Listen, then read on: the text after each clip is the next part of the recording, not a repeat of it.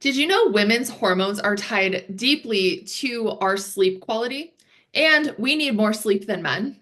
Let's chat about sleep for women today on Hormone Happy Hour. Before we start, let me know if you can relate to this. For years, my husband and I could go to bed at the same time, wake up at the same time, and he seemed to be able to spring out of bed, have all of the energy in the world, get ready to start the day. Whereas I was just dragging and I needed silence and to kind of ease into the day very nicely before I was able to actually wake up. There were also days where he would spring out of bed and I was just so exhausted where I just didn't want to leave the bed and I would snooze a bit longer. And we'd always have the same conversation over and over again. I'd be like, I am so tired. And he'd be like, why? We slept like 8 hours. And I realized there is something massively different between the two of us. So I started digging in a little bit deeper on why women need more sleep than men. And one of the biggest things that I found is women actually do need more sleep than men, though it is typically only 20 to 30 minutes more than a man.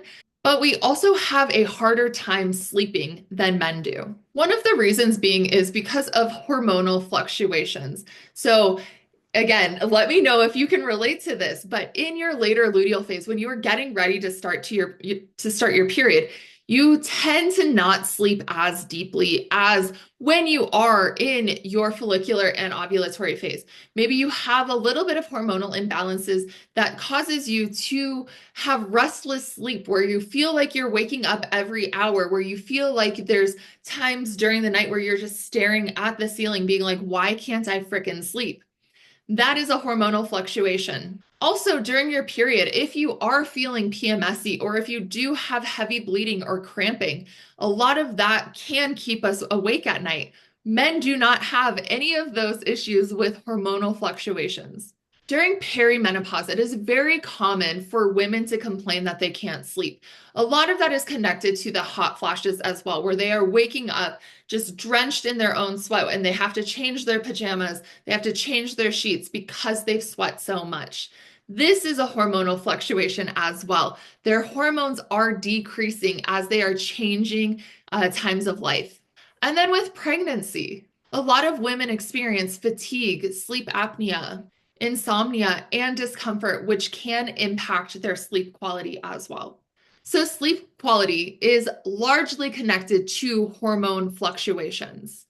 It can also be connected to your progesterone. If you have a lower progesterone, it could cause anxiety and depression, which does impact your sleep quality or your ability to get into deep, restful sleep.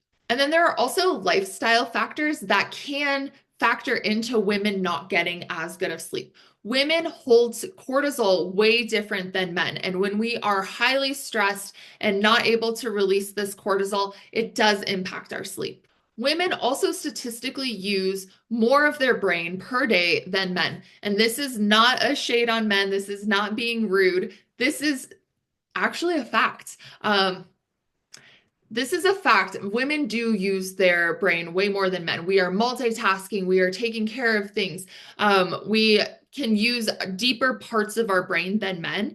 And so, with that, we need more recovery time to let our brain recover and get ready for the next day where we are going to use our brain even more than men again. So, there's a few sleep protocols that I like to recommend for my clients, especially if they are struggling with sleeping at night. Number one, get away from the blue lights.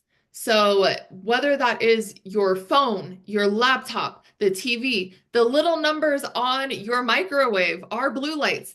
Get away from those or get blue light blocking glasses to help with that if you cannot get away from them.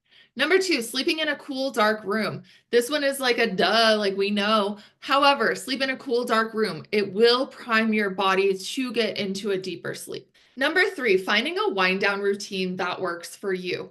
All over social media right now, there's all of these really fancy wind down routines and what I do like between this hour and this hour to get ready for bed.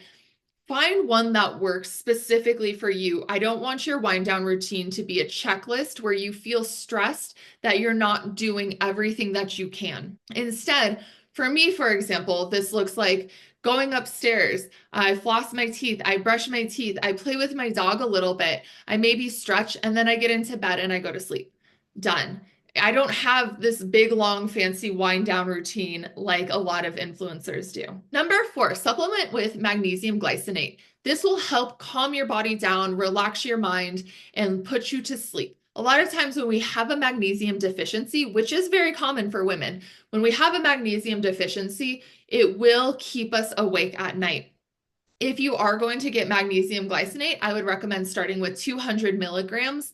I typically do it in just a cup of water and drink it. Sometimes I will add tart cherry juice, which also can help with calming the body down and getting it ready for sleep.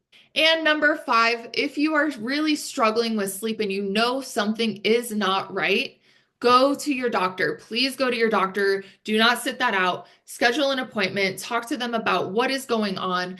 Make sure that you are advocating for your health because you want to get better sleep. Again, please make sure that going into the doctor what is going on and why. Take notes about your symptoms. Talk about how long it's been happening, these trends that you're noticing. Don't just go into your doctor being like, I am struggling to sleep, because guaranteed a lot of people come in saying that. You want specifics so that you and your doctor can partner together to figure out what is going on and the proper approach for you. So I'd love to hear from you in the comments. How many hours of sleep do you typically get? And when you wake up, are you feeling more rested? Or are you still feeling like you are dragging yourself out of bed? Let me know. Let's chat about it. And that is all I have for you on Hormone Happy Hour. I will chat with you next time. Cheers.